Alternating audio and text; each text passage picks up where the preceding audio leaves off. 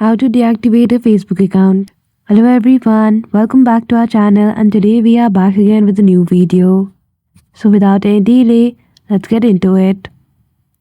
For that, firstly open Facebook application, log in with your account details, click on the three lines at the top right corner, scroll down, then after simply go to settings and privacy, go to account meta center, then after go to personal details.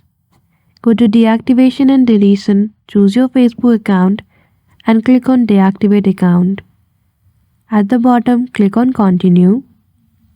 You need to make sure once you deactivate your account, the other account associated with your main account will also be deactivated. After that, provide your password and then you're good to go. So that's it. I hope you found this video helpful.